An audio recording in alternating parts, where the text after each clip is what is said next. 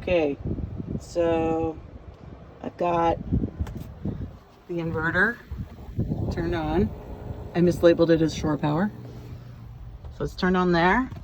It's turned on there. And now I'm gonna boil water. I just tried this and it worked, except you'll see the problem. Here's my pan of water. And there it goes, sliding off. It's just sliding. Woo! Bye. Okay, so that doesn't work. So now I'm gonna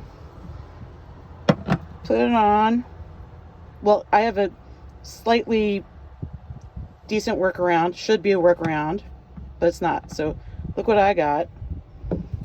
I got this thing, which is an induction diffuser, and it's silicone and rubber, so it holds it in place, right?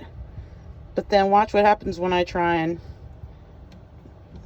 turn this on. It's like, wait, there's nothing metallic on it. I can't do anything. It just complains. So, I'll take this off. Take this off. Put this back on.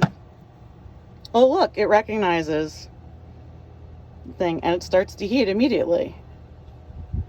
But I have to hold it. That's not good. I'm gonna try and... Ugh.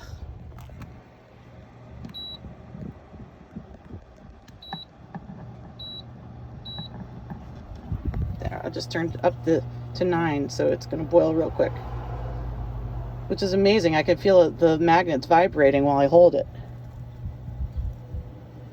Look at that. Boiling water, less than a minute, man. That's pretty cool. That's very, very cool. Except if I let go of it, what?